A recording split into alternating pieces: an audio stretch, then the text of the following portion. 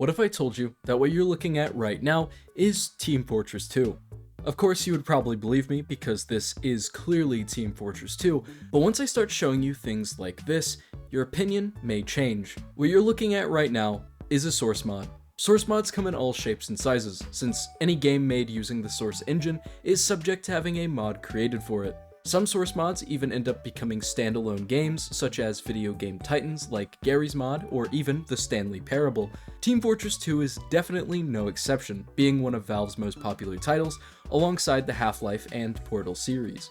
Although on paper, the idea of having such a die-hard loyal fanbase that mods are created for your game to allow players to enjoy it however they want to may seem beneficial to the overall growth and life of the game, alas, Valve doesn't seem to agree. Considering the times Valve had reached out to mod developers, it ended with mods shutting off development, even if it were just temporarily. Instead of diving headfirst into this discussion without any context, let's go over a few of the most well-known examples of when Valve paying attention to the TF2 community went wrong. For our first source mod that got it the worst, let's talk about Team Fortress 2008. TF 2008 existed for the sole purpose of obviously replicating the classic 2008 version of Team Fortress 2. The interesting thing about this mod in particular was that, against all odds, Steam had given full permission for the mod developer to host their game on the site. Since all pages associated with this mod are now defunct, going off of YouTube videos made at the height of its popularity, it seems that the default selection of maps were very limited, allowing you only 7 maps to choose from, including Background 01, which shows up on the main menu screen of the Orange Box's version of TF2, Dust Bowl, Granary, Gravel Pit, Well, Two Fort, and Hydro. From my understanding, you could add custom maps and play on them, but you would have to find a server hosting them or add them yourself like normal TF2. Team Fortress 2008 was incredibly promising until the day everything came crashing down. In an email from presumably a Valve employee, it states that the store page for Team Fortress 2008 would be removed due to suspicions that it was using leaked Team Fortress 2 code. Initially, that doesn't seem like a big deal until you realize that aside from the fact that it'd be using stolen code, there are massive security issues to consider since, well, it is an old version of TF2. After this news broke out, the TF 2008 Discord server went up in flames, the developer left, and it was then abandoned. Later on, after all of this happened, a TF2 YouTuber, Peter Scraps, made a video showing that he had made a new TF 2008, except as a proper mod. This too was eventually abandoned, and this is where the project lies to this day. These next two mods are currently the most well-known out of the list, and that fame nearly cost them all of their hard work. First, let's talk about Open Fortress. This source mod can only be described as a mix between Quake and Team Fortress 2, with Quake-like gameplay with TF2 visuals. As of right now, the only two available game modes for Open Fortress are Deathmatch, where similar to Quake Deathmatch, you must be the first to reach a specific number of kills to win, picking up weapons that are scattered around the map, making things easier, and Retro Mode, which is developed to look similar to Team Fortress Classic. As I mentioned earlier, Open Fortress is very similar to Quake, as the fast-paced gameplay is what sets it apart from other source mods. In Open Fortress, not only are people moving incredibly fast, but the ability to bunny hop and hold multiple weapons at a time makes it so that you have to keep on your toes throughout the entire match, otherwise you would be taken out rather quickly. Before we talk about the strange events that plagued Open Fortress, let's discuss the second source mod that underwent the same treatment at the same time. Of course, I had already mentioned the tragic fate TF 2008 underwent as a mod that attempted to bring back old school TF2. Although you cannot currently play that mod in particular, there is still an alternative, one of which is the most popular of its kind. Meet Team Fortress 2 Classic. Team Fortress 2 Classic is exactly what the name implies. Team Fortress 2's 2008-2009 build of the game, except reimagined to fit modern TF2. Out of all of the mods being covered today, this one is arguably the most popular of them, managing to have several servers full of players almost all of the time. What sets this mod apart from the ones trying to achieve classic TF2 are the various amounts of custom weapons, maps, and even game modes. In terms of gameplay, you'll not only have every one of the basic essential game mode types from Capture the Flag to Payload, but you'll also have a few custom ones such as VIP, Domination, Territorial Domination, and 4-Team.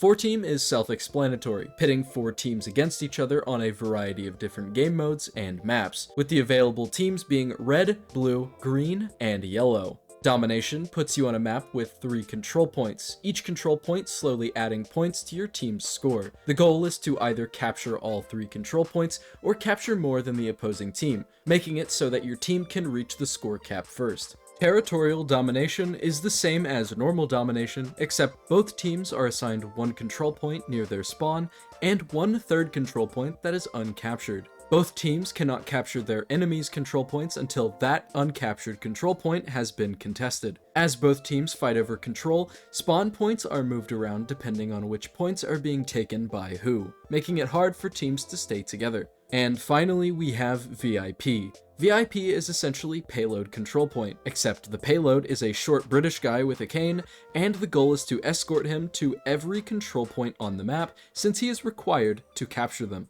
Okay, so now that you're caught up to speed, back in 2021, specifically September 10th, both of these mods put out a vague tweet regarding an agreement with Valve that would require them to both close up shop for the foreseeable future. Against all odds, on June 1st, 2022, both Open Fortress and Team Fortress 2 Classic would come back online, alongside comments from both teams stating what went on behind the scenes. Essentially, Valve was not okay with the idea of their code being reverse engineered and put up for download in the form of these mods, so the dev teams suspended the ability to download these games. Months went by with no contact from Valve. Emails were sent to them, but that ultimately ended with no response.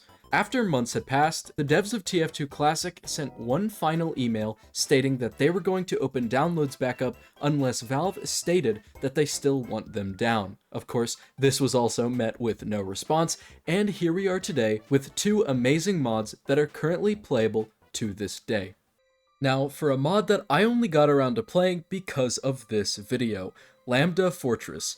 Lambda Fortress is a mod where you are placed inside of the Half-Life universe as all 9 mercenaries. The issue with the original version of this mod is that it has seemingly been left behind, as it lacks many features the newer version, Lambda Fortress Extended, brought to the project. Some features of the mod include the ability to use all of the mercenaries' weapon options. If you want to play as Trollger, you can. If you want to play as the Demo Knight, you can. Other features include the ability to play a mode where you play the campaign as normal, except you can play on blue team, which allows you to be on the exact same team as the enemy attempting to stop the resistance on the red team.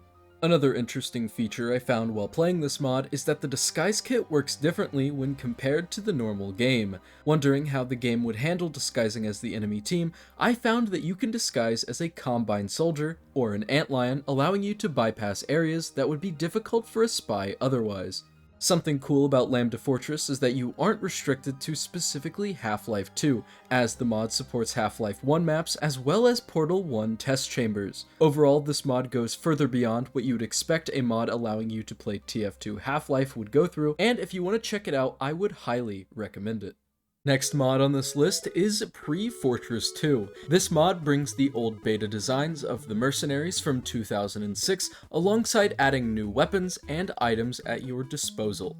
In Pre-Fortress 2, the mercenaries have access to different types of throwables, with different effects depending on which class you select. For this portion, I'm going to be showcasing each of the grenades and throwables, so if you want to skip this section, go to the timestamp on the screen. The scout has access to an ability that lets him throw 6 bear traps on the floor, each doing small amounts of damage as you step on them. Scout also has access to a concussion grenade that temporarily messes with your crosshair, making it hard to aim. Soldier has a normal frag grenade and an item that shoots nails from it after it lands. The Pyro, of course, has access to a napalm grenade that once it hits the ground will burst into flames, dealing fire damage to anyone nearby for a short period of time. Demoman and Heavy both have access to Dynamite, which explodes into little sticks, dealing extra damage. Engineer has access to an EMP that when it lands will deal shock damage, disabling buildings, and even cleaning up their debris. Medic has access to a healing grenade that will deal poison damage to enemies and fully heal teammates, including yourself. And finally, Spy has access to a gas grenade that will slowly deal damage, causing confusion, making it difficult to see.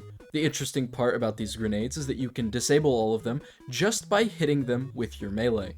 Overall, aside from the grenades, there isn't much to offer, aside from some weapon changes like most classes now have access to the default shotgun, the sniper's rifle now functions like the classic, the spy has access to a tranquilizer gun, the scout has a nail gun, and most of the classes now have a special melee weapon like sniper having a bat, heavy holding a pipe, the medic having access to a syringe, and the pyro holding a branding iron. While we're on the topic of classic TF2 mods, here is TF2 Vintage. Team Fortress 2 Vintage is slightly different than some of the other classic TF2 mods out there, where rather than just painting itself to look like TF2 Beta, it reverts weapons and other aspects of the game to what it was like pre-Manconomy, which brought the Manco store and item trading altogether. Overall, I would love to check out this mod and give it a try, but as far as I've seen, this mod is currently dead, having 0 active players, as the same with their Discord server.